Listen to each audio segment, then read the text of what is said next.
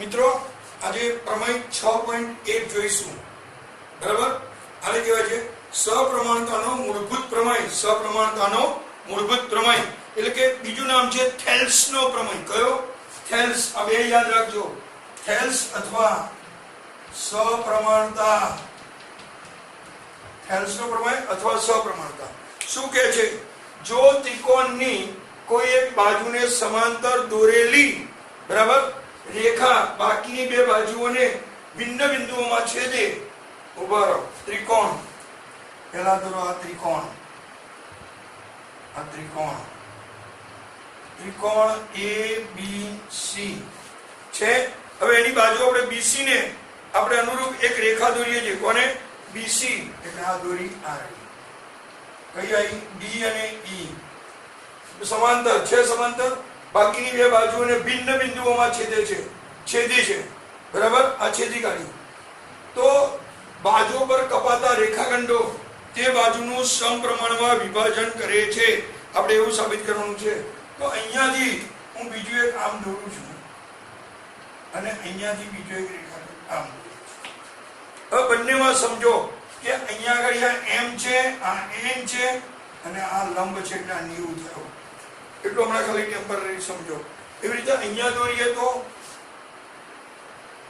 આમ અને અહીંયા આમ છે હમણાં મૂકી રાખો તો હવે આમાં સૌથી પહેલા આ છેદે પહેલાનું બધું શું આવે પક્ષમાં છેદે પહેલાનું બધું શું આવે પક્ષ તો અહીંયા પક્ષ શું થશે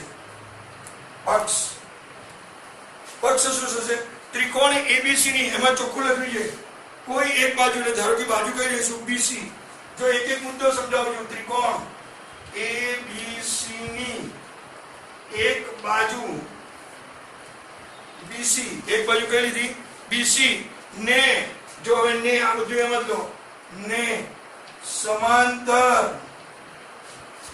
દોરેલી રેખા બાકીની બે બાજુઓ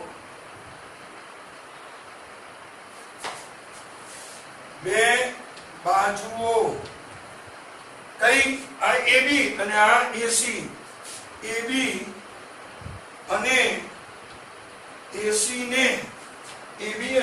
ને D અને E બિંદુમાં લખ્યું છે ને છેદે છે કયા બિંદુમાં છેદે છે D અને E બિંદુમાં છેદે છે બરાબર ચલો હવે સાધ્ય શું આવશે સાધ્ય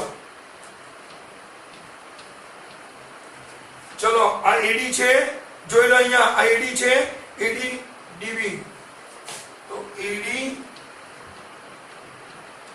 DB એટલે શું કહે છે બે બાજુઓની કપાતા રેખાખંડો બાજુઓના સમપ્રમાણમાં તો આની આ તો આનું શું થાય આ તો AE upon EC થાય એવું સાબિત કરવાનું છે આપણે આવું સાબિત કરવાનું છે તો સાબિતીની શરૂઆત કેવી રીતે લઈશું સાબિતીની શરૂઆત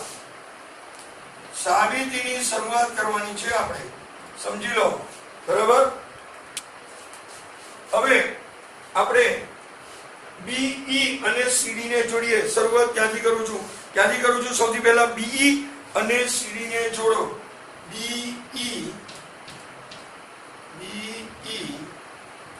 અને CD ને જોડો B અને CD ને જોડ્યું તો શું થાય EN આ EN એ કોની પર લંબ આવે લંબ એટલે આવું કહેવાય આને લંબ કહેવાય આને લંબ આને શું કહેવાય લંબ તો આ લંબ કોની પર આવે ફરી કોની પર આવે BN અને આ બીજું કયું આવે BM બીજો લંબ આ આવે હવે અહીંયા જુઓ અહીંયા કયો છે AB અહીંયા EN છે અહીંયા શું છે B અહીંયા M અને અહીંયા શું છે AC છે આવું તો શું બનશે બોલો DM લંબ DM લંબ AC અને બીજો શું બને EN લંબ AB આવું બને બોલો આટલે સુધી ક્લિયર છે ઓકે ચલો આટલું ક્લિયર છે હવે તમારે શું કરવાનું છે હવે શું કરવાનું છે સમજો બીજી વસ્તુ હવે આપણે પેલું યાદ કરો ત્રિકોણના ક્ષેત્રફળનું સૂત્ર શું ત્રિકોણનું અહીંયા લખીને આપણે તમને કોઈ અલગ કરવાનું ત્રિકોણનું ક્ષેત્રફળ આપણું સદાબહાર સૂત્ર 1/2 પાયો ગુણ્યા વેધ 1/2 પાયો ગુણ્યા વેધ તો આપણી જોડે ત્રિકોણ બે છે પહેલા આપણે લો ADE નું ક્ષેત્રફળ ત્રિકોણ ADE નું ક્ષેત્રફળ બરાબર ને AD અને E વડે દર્શાવો કોના વડે દર્શાવવાનું છે AD અને E વડે તો ADE શું થાય ચલો અહીંયા ADE 1/2 મેં પહેલા કીધું પાયો કયો છે પહેલો પાયો કયો છે આ AD આ ADE માં પાયો કયો છે AD તો AD ગુણ્યા વેધ કયો છે EN પાયો ગુણ્યા વેધ બોલો સમજ પડે છે એટલે શું થશે EN ચલો BDE શું થશે BDE આ થઈ ગયો બરાબર BDE ફરી કહું છું તો BDE એમાં શું થશે આપણી જેમ જ 1/2 ચલો પહેલા પાયો કયો આવશે BD એની પર બી આ વેધ કેવા છે સરખા એટલે આ શું આવશે EN શું આવશે EN બરાબર ચલો નેક્સ્ટ ADE છેદમાં આ લઈ લો BDE બરાબર ચલો ADE બરાબર શું છે 1/2 AD into EN upon 1/2 BD into EN ચલો EN ડીસમ 1/2 ગયા તો શું મળ્યું આપણને ADE upon BDE બરાબર AD upon BD પરિણામ નંબર 1 હવે આપણે બીજો ત્રિકોણ વિચારો કયો આની જેમ જ ત્રિકોણ અરે ઉભા અહીંયા લઈ લો ને આ તો હવે બીજો ત્રિકોણ કયો રહેશે ત્રિકોણ ADE માં ચલો અરે ADE લઈ લો ફરી આ ADE માં કોઈ જગ્યા પૂછશે પાછું ADE બરાબર 1/2 ચલો આ બાજુ લો પહેલા આ બાજુ લીધું હવે આમ લો તો શું થશે ફરી આપણે પેલી બાજુ લીધું હવે આ બાજુ E into DM આની પર આ વેધ થઈ ગયો આ પાયો આ વેધ પેલામાં આ પાયો આ વેધ હતો તો એવી રીતે બીજો ત્રિકોણ કયો થશે એના કરતા આપણે ઊંધો ત્રિકોણ લેવાનો DEC તો DEC માં આ જ રીતે શું થાય 1/2 ગુણ્યા હવે જો DE છે તો અહીંયા આપણે વેધ લેવાનો તો કયો લઈશું EC આ રહ્યો ગુણ્યા એની પર વેધ કયો છે આને આવે તો સરખા એટલે વેધ શું થાય DM ચલો આને ભાગો તો શું થાય ADC upon DEC બરાબર 1/2 AE into DM છેદમાં 1/2 EC into DM સમજી લો આ જશે તો શું થયું ADC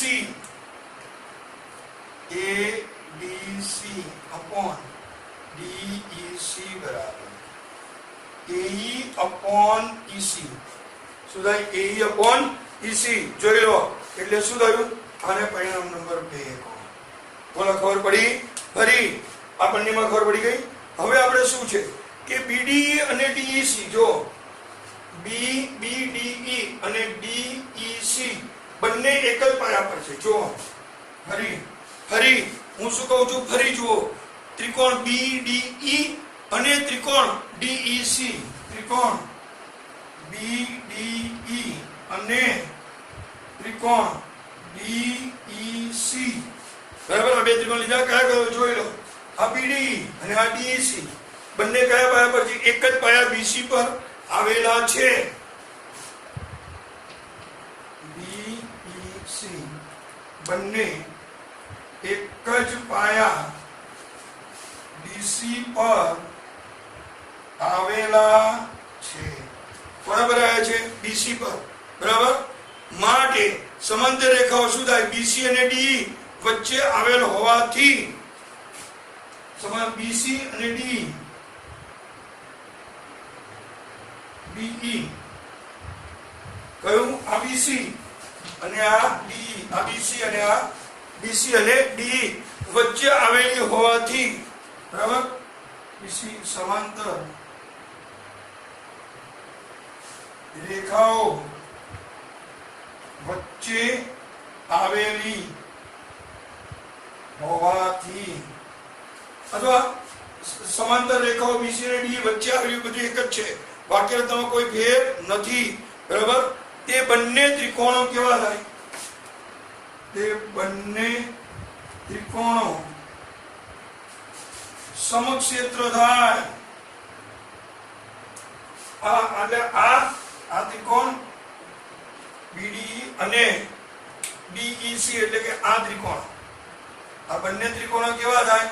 સમક્ષેત્ર થાય. કેવા થાય? સમક્ષેત્ર. માટે આપણો મુદ્દો શું થાય? આ બંને કેવા થાય? સરખા. BDE બરાબર DEC. પરિણામ નંબર 3 થઈ ગયો. બંને કેવા થાય? સમક્ષેત્ર. માટે પરિણામ 1, 2 અને 3 પરથી, પરિણામ 1, 2 અને 3 પરથી શું થશે? આપણે જે સાબિત કરવાનું છે AD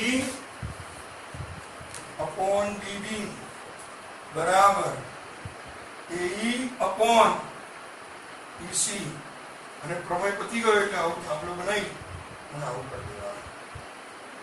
બરાબર, ચાલો અહીંયા તમારો પ્રમેય પૂરો થઈ ગયો. એટલે આખું તમને ખબર પડી ગઈ કે પક્ષ શું કહે? પક્ષ જો તો પહેલાનું બધું પક્ષમાં આવે, તો પછીનું બધું સાધ્યમાં આવે. તો ત્રિકોણની કોઈ એક બાજુ, બાજુ કઈ રીતે? BC ને સમાંતર દોરેલી રેખાઓ, બાકીની બે બાજુ, તો બાકી બે બાજુ કઈ રહી? ત્રિકોણો બાજુ કઈ રહી? 3. AB BC ને CA. આ AB BC લઈ લીધી તો બાકી કઈ રહી? AB અને AC. બરાબર, એને સેવા છે D અને E માં. D અને E માં છે તો ઉપરનું છેદમાં નીચેનું, તો ઉપરનું છેદમાં નીચેનું. બરાબર, તો BC ને આમાં DM, આ DM લંબ AC, જો આની પર લંબ છે તો આ E અને આની પર લંબ છે. ફરી આ લંબ આમ થઈ ગયો, આ લંબ આમ અને અહીંયા એ થઈ ગયો. આ નીચેનો ભાગને એ કહેવાય. બરાબર, હવે ત્રિકોણનું ક્ષેત્રફળ સૂત્ર 1/2 પાયો ગુણ્યા 2. બરાબર, આમાં પાયો કયો આવે? AD. આમાં પાયો કયો આવે? AE. બરાબર, એવી રીતે આ AD અને આ AE. આમાં વેગ કયો આવે? DM. તો આમાં AD, સોરી, બરાબર, પાયો ગુણ્યા વેગ EN અને આમાં DM. તો DM. હવે એ રીતે અહીંયા લઈ લીધું તો BD અને EN બંનેનો ભાગાકાર કરો. આ જે પરિણામ મળે 1 ને 2 અને આ બેની વચ્ચે છે એનું એક ફરી લખો એટલે કામ પૂરું થઈ ગયું. અહીંયા પ્રમેય પૂરો. બરાબર, ચલો.